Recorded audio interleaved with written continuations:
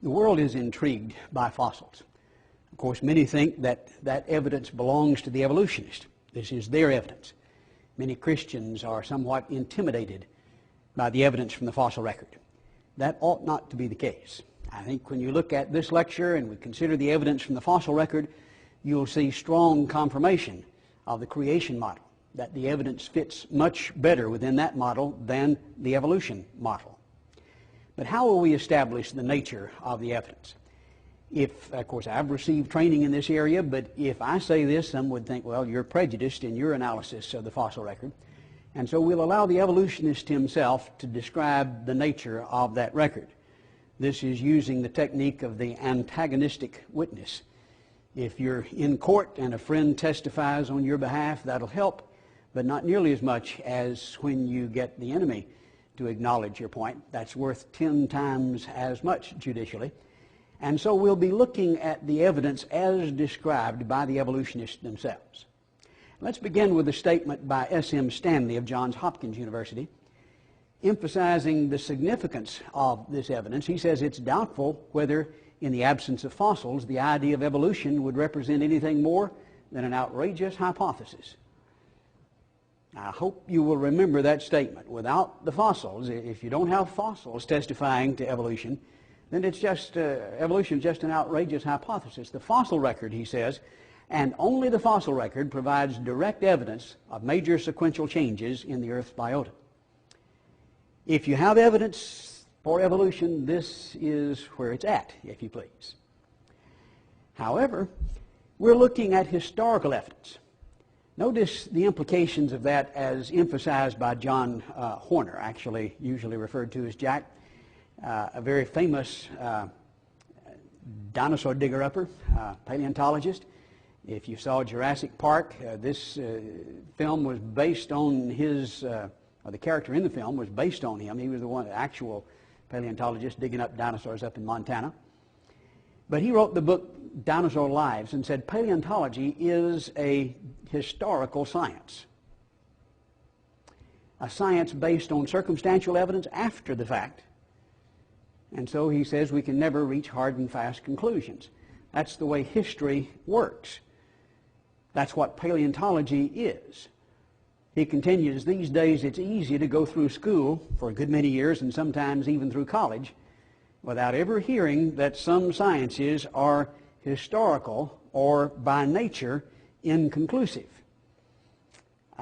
Yes, a great many people will say, no, the fossil record proves this. Well, the fossil record by its very nature is historical and does not do that. It gives indications, but we want to see what the indications are from this historical science of paleontology. And we ought to be able to look at the fossil record and tell whether the evidence supports the creation or the evolution model, because the predictions of both are absolutely different.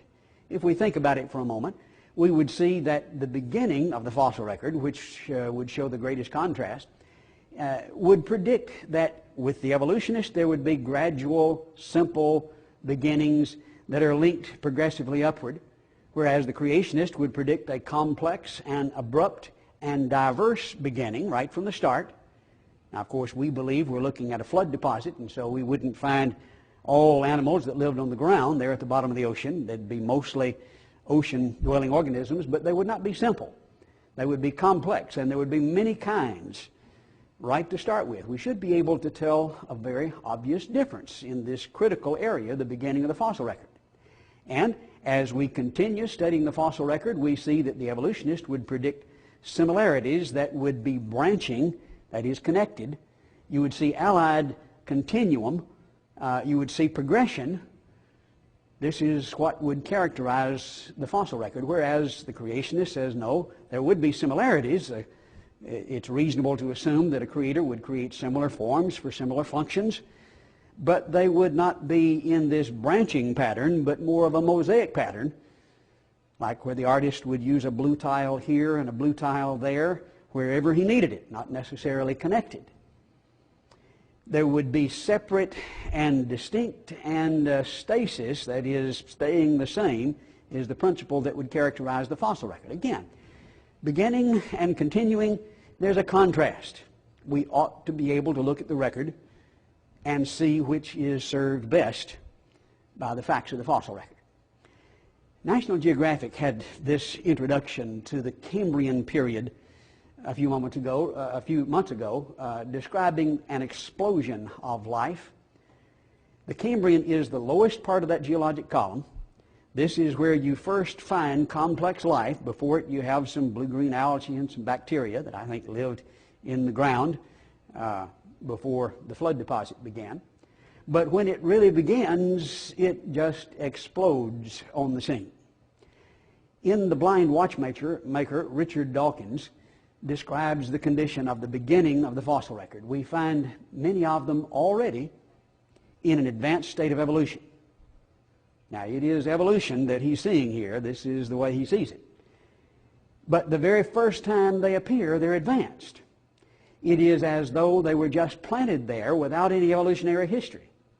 Now, he has great faith that there was an evolutionary history, but it's not there in evidence. He believes this is a state of evolution, but that's not what we're looking at. We're looking at a sudden appearance, as if they were just planted. Needless to say, he goes on to point out, this appearance of sudden planting has delighted the creationist. I'll plead guilty to that. Yes, it's delightful. Not necessarily that we're trying to force the evidence, but this is encouraging if you take this position. And I think we need to just follow the facts wherever they lead. But one who believes this is the best explanation from the evidence is certainly delighted as he sees this kind of support. An example of the kind of thing he's talking about, the complex fossils from the beginning, can be seen in the trilobites, which are perhaps the most common fossil in the lowest part of the Cambrian.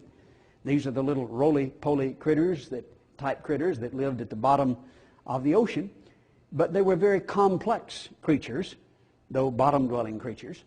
Science News reported just a few years ago regarding their eyes that they may have been superior to current living animals. They had, in principle, perfect vision, we're told. They possessed the most sophisticated eye lenses ever produced by nature. And some of them are so well preserved that you can still take photographs through the lenses of these very sophisticated eyes. They continue saying they look like they were designed by a physicist.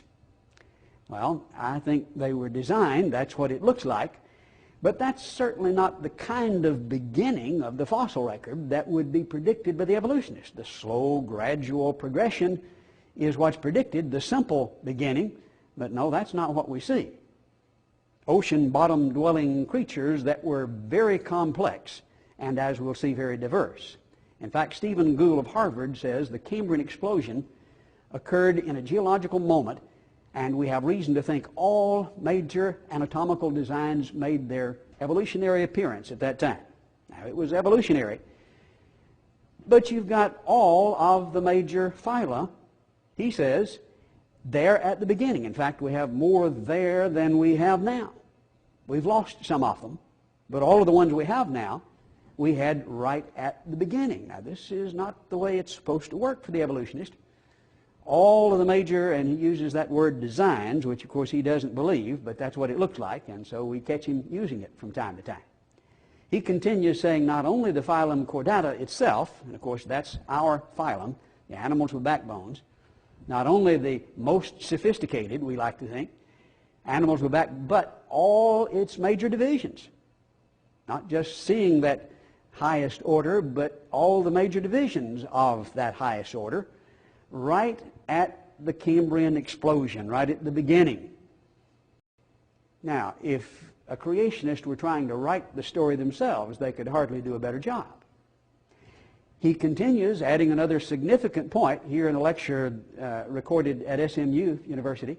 Since the so-called Cambrian explosion, no new phyla of animals have entered the fossil record. So at the beginning, you've got more than you have today. It's dwindled down. But all that you have today are there, and there have been no new ones since. When it starts, you got it all, and it's been going downhill since then, is really basically what he's saying. Now, that is not what the evolutionist would predict. We can summarize this way from quotes from the evolutionist. We won't take time to document all of these in this presentation, but we have these in handouts. They were complex, as Dawkins says. They appeared suddenly right at the start, as if they were just planted there in advanced form without an evolutionary history. We find land plants. Now, many of the earth science textbooks will tell us that during the Cambrian there's nothing but shallow seas everywhere. Well, if you've got 60 genera of land plants, that's obviously not the case. In fact, there are 6 groups of vascular plants described as advanced in the literature. Vascular plants are like trees, the woody types. Obviously, there has to be land somewhere. This is what we find in this lowest part. All the major anatomical designs, as Gould says, the chordata, the highest order, all of its major divisions. We have vertebrates now, which many thought didn't belong and wouldn't be in this lowest order, lowest layer, from Wyoming, from Oklahoma, from Washington, Nevada, Idaho, Arkansas. We have them from, in fact, this is documented from 1978, though you still don't see that acknowledged in many of the geology textbooks. And then Gould says, since this beginning of this, in this lowest part of the lowest layer, you have no new phyla. They're all there to start with. Now, just be honest about this. What does this look like? Which model is served best? Is that a difficult question? In the critical part, the beginning of the geologic record, which would be most distinctive, that is to distinguish the creation model from the evolution, you look and you see very different from the evolutionist, just exactly what the creationist would predict. Just as almost as if we had written the story, and yet these acknowledgments are from the leading authorities in evolution. Not only do we see this sudden, complex, diverse beginning right from the start, as you continue upward, you see that there are separate and distinct kinds throughout the record, not this progressive continuum. Quoting here from Discover magazine of a few years ago, they're describing this lowest part and then the continuing fossil record. This demonstrates, we're told, that large animal phyla of today were present already in the early Cambrian, and that they were as distinct from each other as today. Now, they're not just gradually leading one from one to the other. They're just as distinct as you see today. A menagerie of clown cousins, sponges, segmented worms, other invertebrates that would seem vaguely familiar to any scuba diver. Now, mostly invertebrates at the bottom of the ocean, which I think is the environment we're looking at. But we do have vertebrates there. But they're the kind of things that any scuba diver would recognize, and they're separate and distinct right from the start, just as they are today.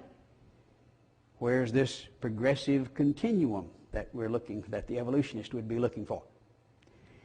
We read from Valentine and Irwin, 2 of the leading evolutionary biologists in the world, writing in their textbook Development. If we were to expect to find ancestors to or intermediates between higher taxa, it would be in the rocks of the late Precambrian or Ordovician time. These are the earliest Precambrian, Cambrian, Ordovician, the earliest. That's where you'd expect to find the ancestors of the higher taxa. But that's when the bulk of the world's higher animal taxa evolved, he believes, right there at the start. Yet traditional alliances are unknown or unconfirmed for any of the phyla or classes appearing in them. Now, Gould acknowledged they were all right in the Cambrian explosion, the lowest part of the Cambrian. He widens all the way up to and including the Ordovician, but even including that, you find no connecting branches. You find unknown intermediates for any of the phyla or classes. They're not connected. They're separate and distinct. And this is their acknowledgement. Yet when you look in the biology textbook, what do you see? You see the tree of life and they're all connected. Well, they're not connected in the fossil record. They're distinct and separate. The lines are drawn by the evolutionist and arranged in this pattern because that's the theory. That's not what the fossil record tells us. In fact, Stephen Gould says the evolutionary trees that adorn our textbooks have data only at the tips and nodes of their branches. The rest is inference, however reasonable, not the evidence of the fossils. So when you see these connected branches, these trees of life, understand, even the leading evolutionists acknowledge this is not what the fossil record says. This is very different. They have connected it in the textbook. But what causes them to connect it in this manner? What allows them to arrange it this way? Well, not the fossils. What did do it? Before we get to that point, notice Gould acknowledging that what you really find in the beginning is this broad, diverse picture, very much like the top of the tree. If you turn it upside down, it would be closer. He says the sweep of anatomical diversity reached a maximum right after the initial diversification. Right at the beginning, you've got more diverse kinds than later. He says the later history of life proceeded by elimination, not expansion. It started broad, it went downhill. That is, more phyla were eliminated as you proceeded. But how do you get this tree? Well, Dott and Patton, in their book Evolution of the Earth, acknowledge this. We have arranged the groups in a traditional way, with the simplest forms first, and progressively more forms, complex forms following. This particular arrangement is arbitrary and depends on what definition of complexity you wish to choose. So they just arranged it that way, because, of course, they have great faith in the evolutionary theory. But to be completely fair to them, that when they say it's arbitrary, they don't mean that there's no basis of it. They do have a basis, but that basis is different with different authorities. In that sense, the different authorities arbitrarily say it went our way. But the basic principle that guides it, he goes on to say, is because things are alike, or involves the idea that things are alike because they're related. The less they look alike, the further removed they are from their common ancestor. That's how they build the tree.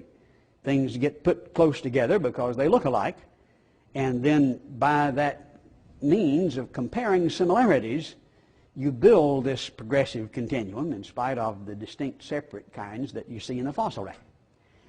Well, we look at the fossil record and we see similarities, don't we? They're absolutely undeniable. And when you talk about fossils, you just have to talk about similarities if you're going to make any sense out of it, certainly in terms of evolution. Otherwise, you just have billions of dead things in rocks. So you line them up by looking at similarities. We look at the ape and the man. Can anyone deny the similarity? I don't think any honest person could. The question is, why are they similar? The fact that you can see one possibility doesn't mean there are not others and other better explanations. When we drive down the subdivision, we see houses that are similar, for example, and that's not because they're cousins. We see common genetics is not a very good explanation here. Obviously, common designer explains better. And when we look at the living world, we see designs, I believe, as Gould had indicated inadvertently, and that would indicate a common designer that at least explains similarities as well. But I think when we look more closely at the similarities in the real world, we see a distinct advantage with one of these explanations. These similarities of the hand of the mammal, so to speak, are supposed to be as a result of genetics, inheriting common genes. But what we have found from genetics is this is not the case. Sir Gavin de Beer is one of the leading authorities in that field. And here in the Oxford Biology Reader, he says it's now clear that the pride with which it was assumed that the inheritance of homologous structures from a common ancestor explain homology was misplaced. Homology involves this concept of similarities that indicate evolution inherited from common genes. In fact, that's the way Darwin defined it. That's what homology is, similarities that come from common genes. Well, we thought the common genetics explained this. He says that pride was misplaced. He continues saying, for such inheritance cannot be ascribed to identity of gene. When we look at that diagram of the hands, we see, studying embryology, that these similar structures come from different parts of the embryo. We see, for example, in the newt, they come from segments 2 through 5. From the salamander, it comes from segments 6 through 9. And in man, it comes from segments 13 through 18. Totally different genetics producing these hand-like structures. And so De Beer says, no, there's no such thing as homologous genes. He continues saying the attempt to find homologous genes has been given up as hopeless. But if that similarity is not genetic and doesn't come from common genes, then we've got to look for another explanation. I think we have one. The evolutionary explanation begins to fade in this comparison. It's similar to the argument that we see in most of the textbooks today that began over 100 years ago with Haeckel, who drew similarities of embryos. And in the upper portion of this picture, we see a variety of organisms, but obvious similarities in the earliest part of the embryonic stage. But as they develop, we see the fish and the salamander, the pig, the chicken, the man. They began to look more different. But they began very similar, and that proves this common origin, you see. And that argument was one of the most impressive, Darwin said, that he saw for his theory. And it's been in textbooks ever since then. Though we knew better, Keith Thompson, president of the Academy of Sciences, acknowledged this. The theory is sometimes called ontogeny recapitulates phylogeny, which, that's impressive sounding. What that means is you started out in one form of the embryo and you went through the lizard stage and the chicken stage and on up through other stages. And that kind of an argument is used by the abortionist to justify killing babies in the lizard stage, because obviously that's all right. Keith Thompson says, surely the biogenetic law, referring to this ontogeny, recapitulates phylogeny, surely it's dead as a doornail. This was back in '88. But he says it was finally exercised from biology textbooks in the 50s. Well, maybe in the ones he's familiar with. They're still in the textbooks in Texas and throughout the country. As a topic of serious theoretical inquiry, it was extinct in the 20s. And we knew it from the 20s.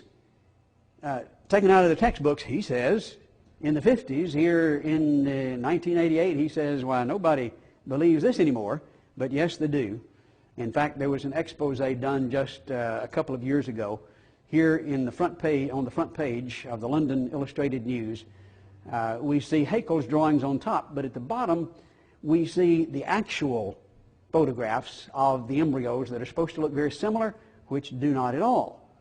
In fact, the headlines is Haeckel was just an embryonic liar, and that is the case. Here, Research News and Science Magazine again shows similar pictures. The upper lineup here shows the actual picture. The lower lineup shows the supposed similarities as Haeckel drew it. Not at all like it was. And notice the headlines, Haeckel's embryos, fraud rediscovered. Well, they knew it back in the 20s. But now then it's been rediscovered. It's been published on the headlines, the front page of the newspapers. It's here in Science. It's also in New Scientist. Quoting here from New Scientist, although Haeckel confessed and was convicted of fraud at the University of Jena, the drawings persist. That's the real mystery, Richardson says. The drawings do persist. We look at the newest textbook in Texas. Our students, or actually the taxpayers, pay like $85 a copy for. Beautiful, elaborately illustrated textbook, and there are the drawings just like Haeckel drew them. The fraud, the disgusting misrepresentation of evidence that we've known for a long time, but there it is, big as life, right there still in the textbooks. And the argument is similarities would indicate common genetic relationship. Well, even that's not so. As we've seen, there's at least another possibility. Common genetic origin could explain similarities, but when we look at genetics, we see these similar parts come from different genetics. It could be explained by common designer, and so even if it were true, it doesn't prove the point, but it's not true. And being a fraud, it's still perpetrated on our school children. We see a similar argument that at least was made quite often in the past, and we still hear it from time to time today, involving numbers of chromosomes. With the headlines of all the information with the Human Genome Project, I've heard several references to how many chromosomes we have. And we look at this sequence and we see what looks like an evolutionary sequence. The human has 46, and look here, the penicillium only has 2. And the possum's in the middle of about 22. That looks better. The alligator, 32. We can understand that. That looks like an evolutionary picture, but what you find, and this is true with all, many times when you're examining this evidence, that some of the evidence, when you only look at part of it, can be interpreted to support evolution. But when you back up and get the whole picture, it looks very different. We look back at this chart where more information is included, and yes, man has 46, but tobacco has 48. The chimp has 48. The fern has 480. Penicillium has 2. But look at the onion, has 32. The opossum has 22. This is not an evolutionary picture. It can be made to look like an evolutionary picture if you select the evidence and if you arrange the evidence and don't talk about the rest of it. I like to look at the whole picture. I like to see who's doing the arranging and what assumptions are involved in the arrangement. I like to see all of the evidence. When you see all of it, it looks very different. Similar arguments are made by comparing the DNA of chimps to humans, and it's often pointed out there's only 1.6% difference in the DNA. It's very similar, you see. And that we don't know for sure is true. We haven't completed the sequence of either chimp or human. But there's some indirect inferences that would lead us to that conclusion. That's not completely out of the question. But how much difference is 1.6% when we're talking about 3 billion nucleotides in the human genome?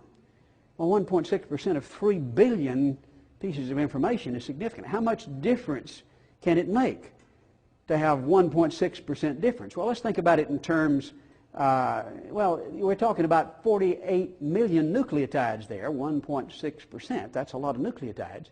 And comparing that to cystic fibrosis, we see the change that produces cystic fibrosis only involves 1/1000th of 1%. Not 1.6%, but 1/100000th of 1% of the genome, a difference of just 3, not 48 million. And when we consider sickle cell anemia, it's 1/3 of that. 1/3 of 1/100000th of 1% produces this phenomenon that is often fatal. We're talking about a difference of 1 nucleotide, and yet we're told that, oh, it's only 1.6%, 48 million nucleotides. And oh, surely you can do that. Now you see it looks very different. We find lots of similarities. Sometimes we don't completely understand, because what we learn is that these bits of information often do several things at once in different directions, and it takes combinations in order to produce the effects. Just changing one doesn't necessarily affect only one thing. It may affect several things, and it takes quite a few to affect the complete feature, like an eye, for example. And then similarities like this are beginning to show up. Notice the statement here from last year, the sheepish ancestors. Sue Galloway, University of Ontario, who led the team, included scientists at Helsinki University in Finland, was quoted as saying, "Sheep are human, basically.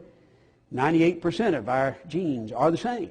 Well, and we have found that bacteria is about 90% the same. You have to not only have the same sequence, but you have to have combinations that are doing the same thing, that turn on and off at the same time and work together in the same way. And by that means you see that similarities don't mean nearly as much in this area as we're often told. We become more like sheep. But let's look carefully at similarities, and what we see is they're selecting just some, like the case with the chromosomes. We look at some similarities and we see obviously there's not an evolutionary relationship. If you think these fish look similar, then I've caught you, because neither one of them are fish. One's a mammal and one's a reptile. they're very, very different. The adage is that which proves too much proves nothing. Here we see the reptile and the fish and the mammal that look similar, that are not related at all, we're told. And when we look to the marsupial animals, we see anteaters, we see mice, we see moles, we see wolves, we see cats, but none of them are kin. Very different, totally different reproductive system.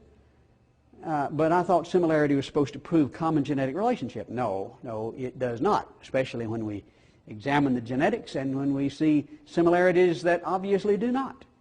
David Norman, Sedgwick Museum, University of Cambridge, says from very different stocks, the marsupial carnivores and placentia carnivores produce animals almost identical in physical form. The true wolf, the thylacine marsupial wolf, almost identical. We look at the saber-toothed tigers, one marsupial, one placentia. Not kin, but almost identical. The wolf skulls, you have to be a real expert to see the difference. Well, you see, similarities don't always prove the point. And then, if they did, then this creature, the platypus, would be kin to everybody, wouldn't he? He has fur like the beaver. He has fangs that inject venom like the reptile, lays eggs like a reptile, has feet like a duck, and a bill like a duck. In fact, when they were first discovered, they were written up in Nature magazine as a fraud. Somebody, they said, sewed a duck bill on a beaver, which is what it looked like. Well, he's kin to everybody. We see the fangs here, and we see the injecting venom like the reptiles, but he's not. And he's not a duck. And so that which proves too much proves nothing. Let's look at the overall picture of similarities. When we look at blood serum, we're often told the chimpanzee blood serum is very similar, and with the right anti-serum, actually you can use chimpanzee blood serum with humans, with some of them, when you can't use your own brother sometimes with a different blood type. That's very, very similar. And we look in the mirror, and I won't get personal, but some of you can see some real similarities there, and so it's not unexpected in the serum. But let's look at the whole picture and see if we're looking at a branching pattern or a mosaic pattern. When we look at milk chemistry, it's not the chimpanzee at all. It's the donkey that's our closest relative. When we look at cholesterol, which everybody seems to be concerned about today, it's the garter snake that has cholesterol just like we do. When we look at foot structure, which we're concerned about down at Glen Rose, what could have made this? Well, the closest relative seems to be a glacial bear.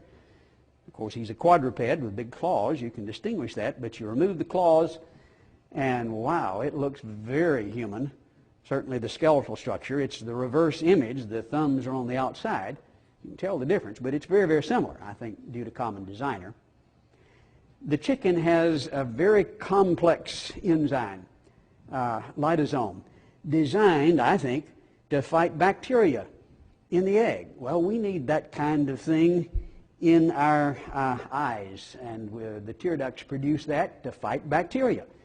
Here's where the blue tile, if you please, was needed with the egg and with the eye. We need bacteria-fighting enzymes, and it's a very, very complex protein involved here. Not only a long lineup of amino acids, but folded geometrically in a very complex manner in order to function appropriately. When we look to blood antigen A, the butterbean has blood antigen A just like we do. And lo and behold, the cockroach has this very complex brain hormone, just as we do.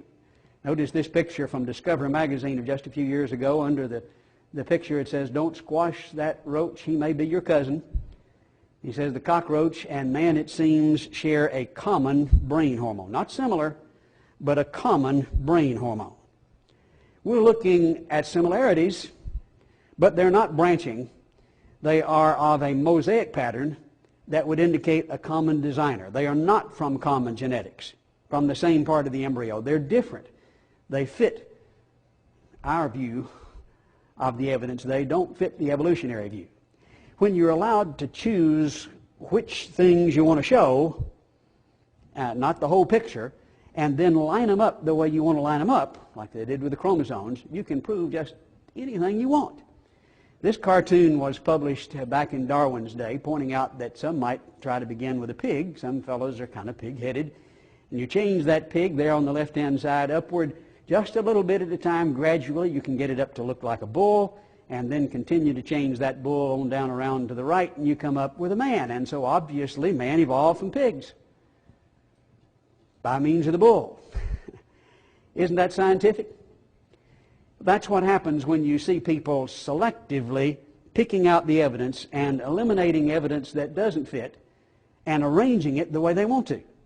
And when you look at the fossil evidence, you see people selecting in their lineups what they want, eliminating the whole picture, which I want you to see, and then arranging them the way they want to depict their picture. But when you look at the whole evidence, all of the evidence from similarities, you see a distinct advantage with the creation model, as we will see throughout our examination of the evidence as we compare the two models.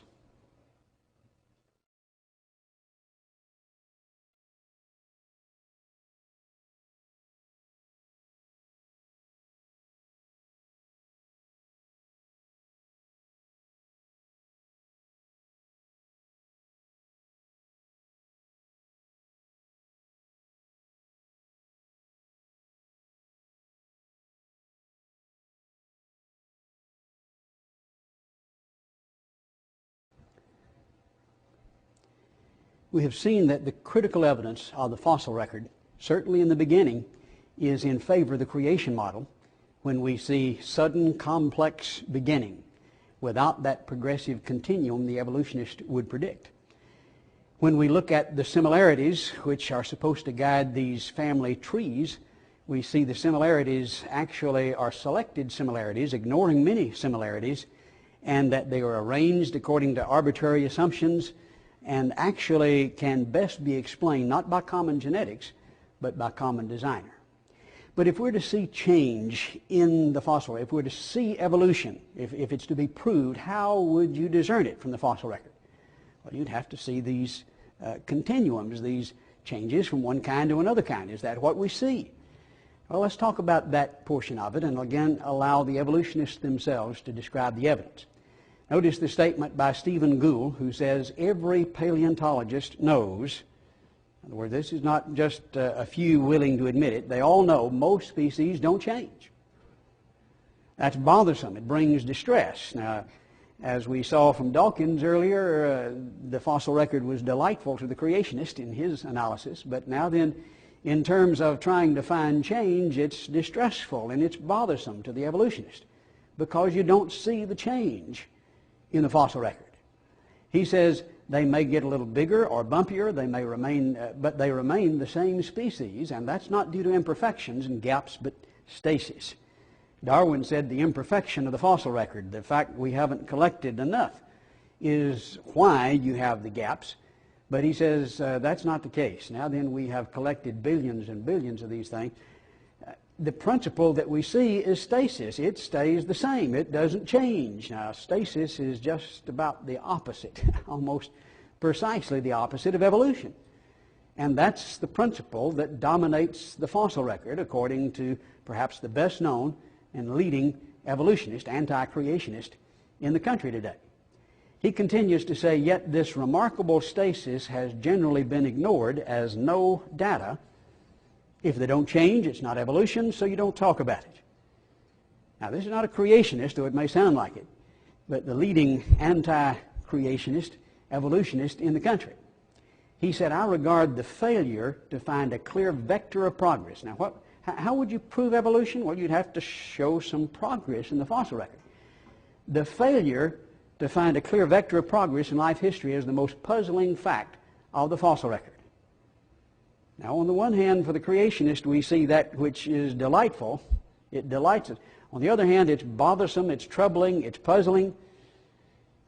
What's the problem? He says we have sought to impose a pattern that we hope to find on a world that does not really display it. This puzzles him. He's had a failure in the kind of evidence that you really need to prove evolution, and it's just not there. And that's not me saying that. That's the leading authority in the field saying that. Notice the statement from Natural History again. He says, we can tell tales of improvement for some groups, but in honest moments we must admit that the history of complex life is more a story of multifarious variation about a set of basic designs than a saga of accumulating excellence. Here we caught him with that word design again, which he doesn't believe in. You can tell tales, and they certainly do that well, with lots of imagination.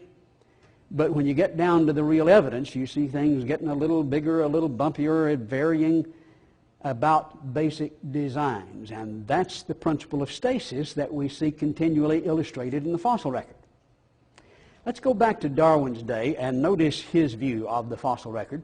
Many people think Darwin was convinced by that evidence, but that's not what convinced him at all. In fact, that was a problem. Quoting from Origin of the Species, he says, "Innumerable transitional forms must have existed, but why do we not find them embedded in countless numbers in the crust of the earth? Why is not every geological formation and every stratum full of such intermediate links?" Now, he doesn't have good answers to that. He thinks, well, with further collecting, they will be filled, but that prediction has failed. He says, "Geology assuredly does not reveal any such finely graduated organic chain. This is perhaps the greatest objection which can be urged against my theory." Now, Darwin wasn't convinced by the fossil record. The fossil record was the greatest objection that could be urged against his theory, which he himself acknowledged, though he predicted those gaps would be filled in. And some have pointed out, well, this is a quotation from over 100 years ago, and now then we've learned a lot more.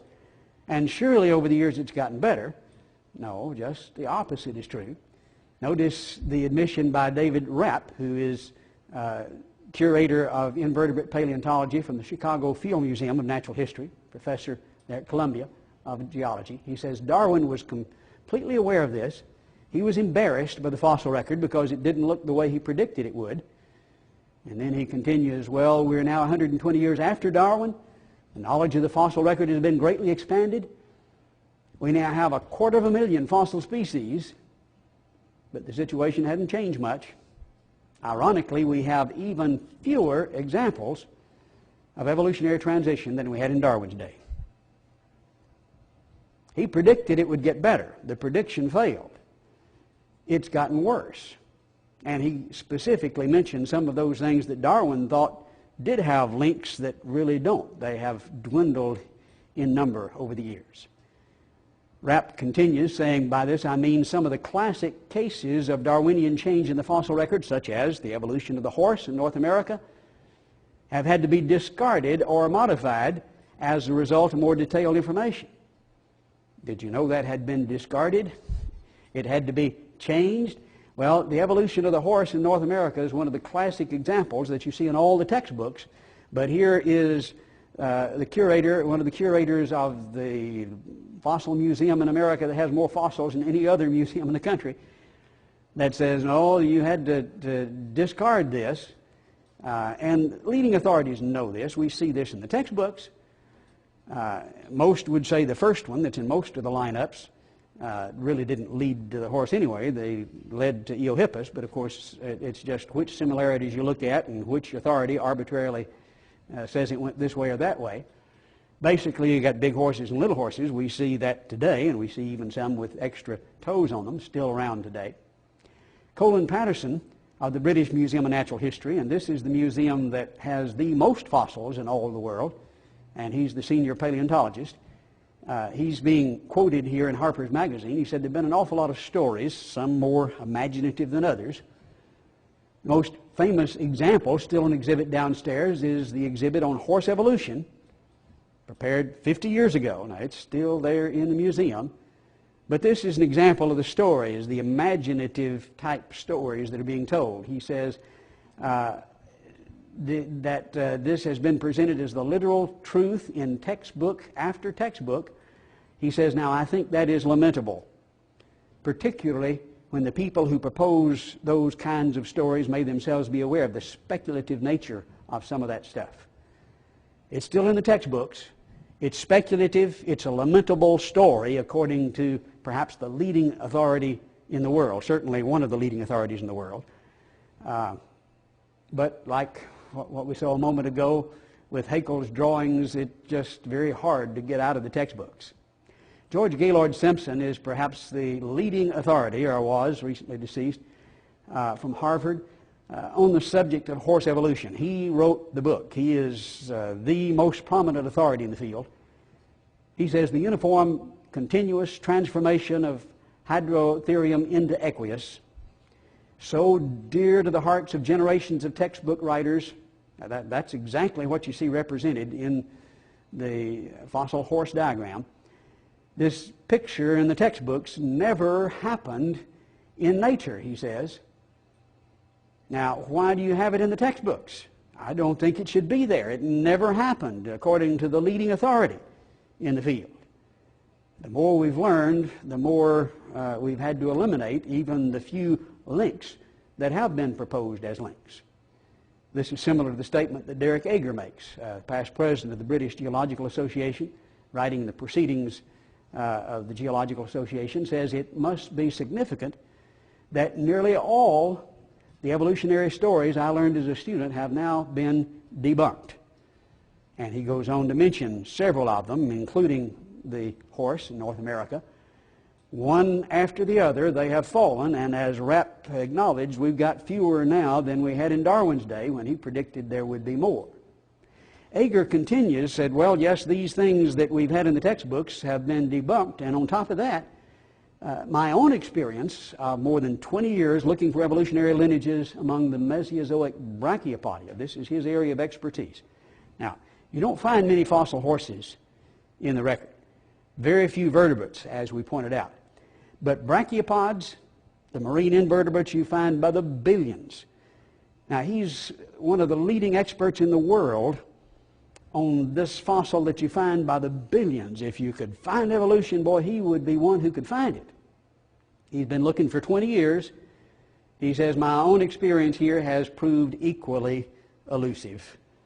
He hasn't found any kind of evolutionary change there at all, and he's had to eliminate some of those stories. But we're pointed to examples like Archaeopteryx in the textbooks. Here is surely a link. This is half reptile, half bird, restored to look sometimes more like that, but usually very much like a bird, and I think that's what he was, an excellent bird.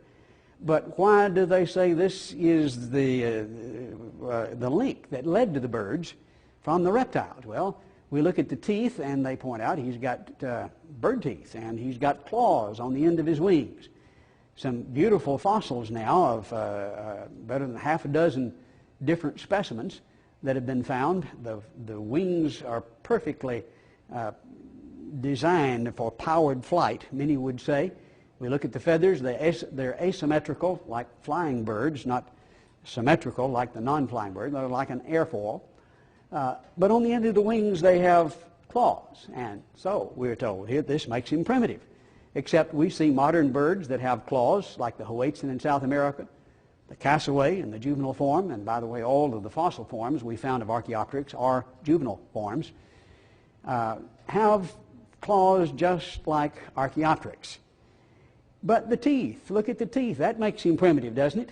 Well, throughout the animal kingdom we see amphibians that have teeth and some that don't, and we see some mammals that have teeth and some that don't. We see some birds that have teeth and some that don't, and maybe some of you have teeth and some don't, some have pointed out. Does that mean we're more primitive? Actually, what we find is that the genetics for teeth are in many birds. Even chickens can be made to grow teeth with the right stimulation of the genetics. They did have it, and they no longer express it. There's a sense in which they lost what they had, which is a downward process. Lots of genetic information necessary for teeth, but many things like the terns used to have excellent teeth, and they have lost it. Furthermore, what we find in birds in the form of teeth is very different from what we see with reptiles. Notice this statement from one of the leading journals about birds. Theropod dinosaurs, by comparison, have serrated teeth with straight roots and no constriction. Archaeopteryx has unserrated teeth with constricted bases and expanded roots like those of other Mesozoic birds. They had good bird teeth, not like dinosaur teeth, like birds. But the real clincher comes with a discovery made out in West Texas, reported here in Nature. We're told the fossil remains claim to be of two crow-sized birds 75 million years older than Archaeopteryx have been found. And no, I don't buy those ages, but let's just play the game their way and see how it comes out. If it is the case, then they have serious problems here. Here's a bird, perfectly, well, a very modern bird according to nature, that's half again as old, according to their estimates, as Archaeopteryx. Now, Archaeopteryx is supposed to lead to the birds, but the birds got there way before Archaeopteryx, according to this discovery. Looking again, we're told a paleontologist at Texas Tech University, that's Dr. Chatterjee, found the fossil, says they have advanced avian features. Now, many have gotten real upset about this, but he's beautifully documented this in a very elaborately illustrated book, and his case is well made and reported here in Science. You got birds before Archaeopteryx. How could Archaeopteryx lead to the birds? That's a real problem. And others have just reached the conclusion that they're really not that similar. Douglas Fatumia, who is an anti-creationist, written several books against the creationist, admits in the Chronicle of Higher Education, or they're talking about him there, that birds could not come from dinosaurs. They're just dramatically different. And here they report that Yale University released a landmark publication, this in '96. The impetus for the book was the fact that dinosaur and origin of birds had become overnight the dogma in the field, and many of us from the ornithological side, that is the experts on birds, felt that it was simply wrong. He continues saying that birds descended from dinosaurs is utter nonsense. When you look at birds, you see the respiratory system, the circulatory system is just totally, radically different. You see, yes, there are three digits on the foot, but they come again from different parts of the embryo. They're not the same three digits, and that certainly argues then against a common origin for those three digits. W.E. Swenson sums up the evidence for birds from the fossil record in his book Comparative Biology and Comparative Physiology. He's from Cambridge, one of the leading experts in the world. He says, the origin of birds is largely a matter of deduction. There is no fossil evidence. What did he say? No fossil evidence of the stages through which the remarkable change from reptile to bird was achieved. Now, we're talking about a revolutionary change. In many cases, hollow bones. We're talking about a structure that allows birds to breathe in and then don't stop and turn around and breathe back out. It just continues to flow on out through their wings. They need a very efficient respiratory system, which they have. And likewise, the rapid blood flow is necessary, and so they have a totally different kind of heart. Now, here is a radically different, revolutionary change that took place. And how much evidence is there of this radical, dramatic change in the fossil record? The leading expert says zip.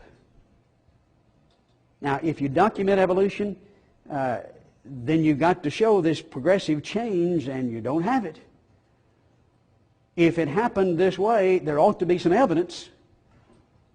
But the leading authorities say, nope, not anything, and Archaeopteryx can't. Even Gould acknowledges Archaeopteryx doesn't prove the point. It's just a curious mosaic, he says. And the leading experts say birds are totally different. It doesn't work, and you got birds before Archaeopteryx. D.B. Kitts summarizes what we're talking about with the nature of the fossil record when he says evolution requires intermediate forms. I mean, this is, how else would you see it? That's what it takes to show evolution in the fossil record between species, and paleontology does not provide them. How many times have you heard fossils prove evolution? Well, how would they do it? Showing intermediate forms change from one to the other. No. The leading authorities in the field here, writing in the journal Evolution, says paleontology does not provide them. He continues saying the fact that discontinuities, now it's continuities that show change and evolutionary progress, the fact that discontinuities are almost always and systematically present at the origin of really big categories is an item of genuinely historical knowledge. Now, writing in the journal Evolution tells you what he believes, but what the actual facts are, he acknowledges to be discontinuities, not just randomly caused by incomplete sampling, but systematically present. When you find something really different, you've got a gap. And we know that. That's genuine historical knowledge. In fact, D.S. Woodruff, University of California at San Diego, writing in Science, he's a textbook author, well-known authority in the field, just fesses up. He says, fossil species remain unchanged. This is what Gould says. We know we don't see this change throughout most of their history, and the record fails to contain a single example. He's given up, evidently, on Archaeopteryx or on these links that are supposed to have led. Fails to contain a single example of a significant transition. Now, this is not a lightweight. This is one of the leading authorities, and likewise with S.M. Stanley, the paleontology department at Johns Hopkins, one of the leading authorities in the field, says, in fact, the fossil record does not convincingly document a single transition from one species to the other. Now, if evolution is proved with the fossil record, how would it be done? Well, showing a transition from one to the other. The leading authorities say they don't change, and it fails to document one transition. Wow. Again, if we were trying to write the stories of creationists, we couldn't have really done, in fact, I wouldn't have been that bold. Now, they firmly believe this. These men, in spite of what it may sound like, believe devoutly, unquestionably, in evolution. The idea is expressed by A.C. Stewart this way. He says, the theoretically primitive type eludes our grasp. Our faith postulates its existence, but the type fails to materialize. Now, they believe they're men of great faith. But as someone has said, for the evolutionists, their faith is the substance of fossils hoped for and the evidence of links unseen. You don't see what you need to see in order to see evolution in the fossil record, but they believe it by faith. And it's a faith that's a blind faith in spite of the evidence, not because of it. And sometimes they even say that. Notice the statement by Niles Eldredge, the American Museum of Natural History. They're professor of geology, curator there of invertebrate paleontology. Gould's cohort, written articles together with him, says it has been the paleontologist, my own breed, who have been most responsible for letting ideas dominate reality. Now, that's not the way it's supposed to work in science. The reality is what produces the ideas. No, here's the idea. We've let that dominate the facts, the reality. He says, we paleontologists have said that the history of life supports that interpretation. He's talking about the gradual change that's in all the textbooks. We've said that, all the while knowing that it does not. And so we're looking not at just a blind faith, but there's a sense in which you could describe it as a dishonest faith, knowing that the evidence points in the other direction. They knew better, but they said it because that's, of course, their faith, and they're committed to naturalism. One of the reasons why some of these men are willing to make such amazing acknowledgments of what is true is that they do think they have an answer to that, and there is a response that's made to the kind of evidence that we've documented from the leading evolutionists. We're told the answer is punctuated equilibria. Oh, that sounds really impressive. And Stephen Gould, together with Niles Eldredge, has promoted this idea. And we'll allow Eldredge and Gould to comment on this in paleobiology. They say, in fact, most published commentary on punctuated equilibria has been favorable. We are especially pleased that several paleontologists now state with pride and biological confidence a conclusion that had previously been simply embarrassing. All right, now they can be proud they were embarrassed. What was it that embarrassed them? All these years of work, and I haven't found any evolution. They don't have to be embarrassed about not finding any evolution anymore. They can now be proud because they've got the answer, punctuated equilibria. It's very similar to a concept that was espoused a number of years earlier, similar even according to Gould, as Goldberg had proposed what he called the hopeful monster mechanism. And he just said, well, you look at the fossil record, you don't see this gradual change, and so Mama reptile must have laid an egg and a bird hatched out. I'm sure that surprised Papa reptile. We know something about genetics that tells us this sort of thing doesn't happen. Most geneticists seem to think that it was Goldsmith that laid the egg. But he didn't have the fancy name, you know, hopeful monster. That didn't sound really scientific. Now then, Gould says he thinks that Goldsmith would be vindicated, and he says it's punctuated equilibria, which is similar. Well, let's let Stanley describe how this works. Writing in his book, he says, the record now reveals that species typically survive for 100,000 generations, even 1,000,000 or more, without evolving very much. This is that principle of stasis that dominates the record. They don't change, as Gould acknowledged. You don't see that. All right? That's what we see in the fossil record. We've documented that. What does that mean? Well, he tells you what that means. We seem forced to conclude that most evolution takes place rapidly. Oh, I can see how that follows. You see, if you begin with the absolute unquestioned faith that it happened, and you don't see it happening gradually, then it must have happened rapidly. It went so fast you didn't see it. And that's exactly what they're telling us. Continuing with Stanley's statement, he says a punctuational model of evolution, that's what he's describing here, is operated by natural mechanism. He wants you to know it's natural. It may look supernatural, but no, it's a natural, and he won't tell you what the mechanism is, because they really don't have a good mechanism for changing so fast. Well, they just sort of sped up the old one, but anyway, he says it's a natural mechanism whose major effects are wrought exactly where we're least able to study them. Small, localized, transitory populations. You can't see it. See, it went so fast you can't see it. It happened out here where nobody can watch it happen. The point here is that if the transition was typically rapid, the population small and localized, fossil evidence of the event would never be found. Well, isn't that nice? What is science supposed to be but the evidence in the rocks that we follow? Oh no, the evidence is lying to us again. It must be there even though we don't see it. But now we've come up with a story about why we don't see it, and that's science, and that's the answer, and now we can be proud because we've solved the problem. We've just basically come up with a story.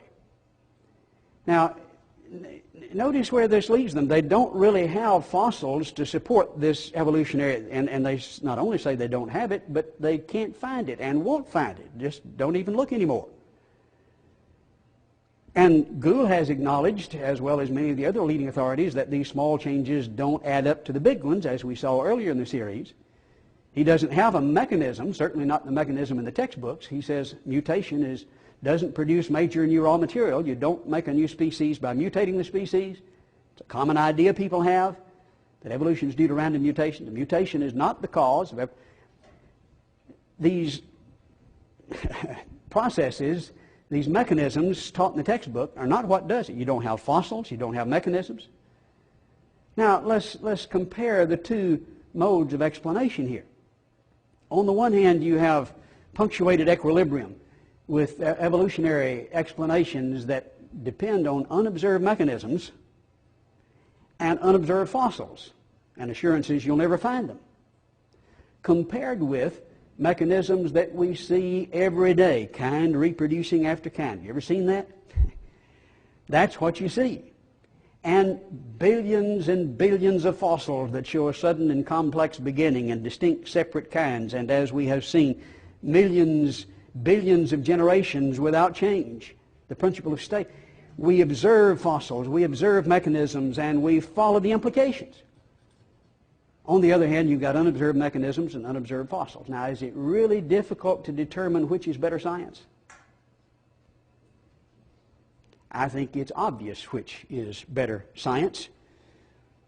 We're not talking about implications of Sunday school lessons. We're talking about the positive evidence of the fossils that support the creation model.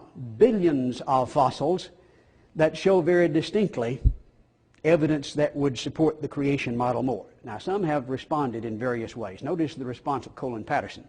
Again, senior paleontologist for the biggest fossil museum in the world, British Museum of Natural History. Well, it seemed to me They've accepted the fossil record doesn't give them the support they would value, so they searched around to find another one and found one. When you haven't got the evidence, you make up a story that will fit the lack of evidence. Now that's not science, it's a scenario, it's a story, which Colin Patterson just frankly acknowledges. Still others take a different tack. Interestingly, we see Mark Ridley of Oxford saying, no, we don't even use the fossils anymore. He says a lot of people just do not know what evidence the theory of evolution stands on. Okay, we don't know. What is it we think? They think that the main evidence is the gradual descent of one species from another in the fossil record. Well, yes, that's supposed to be the evidence.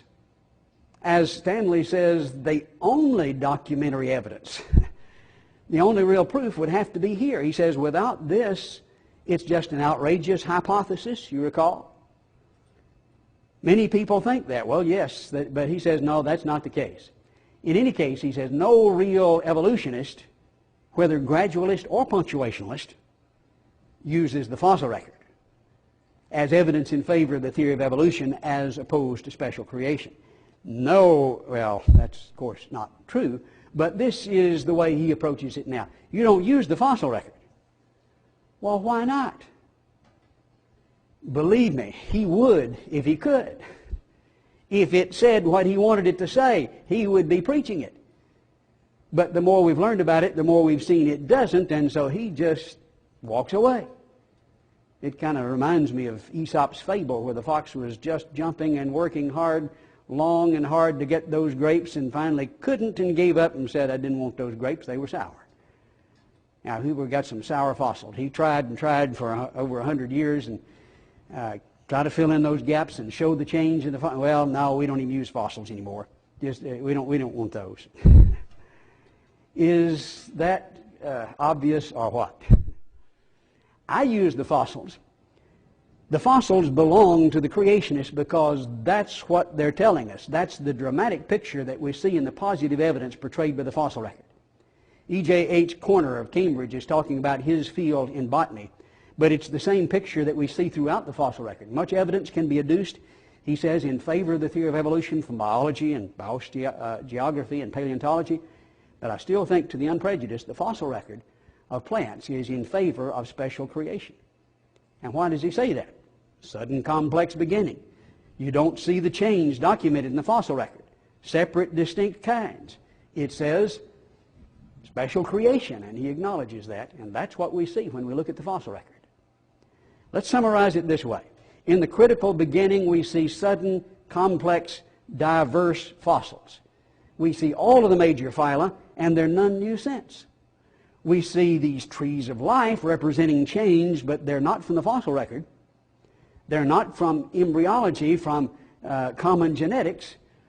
They're better explained, I would say, by common designer, because when we look at the similarities, it reveals not the branching pattern, but similarities that are just all over the place randomly in cockroaches and in butterbeans and in chickens, a mosaic pattern of similarity that you can line up either from pig to bull to man or from ape to man, depending on who arbitrarily selects the similarities and ignores others.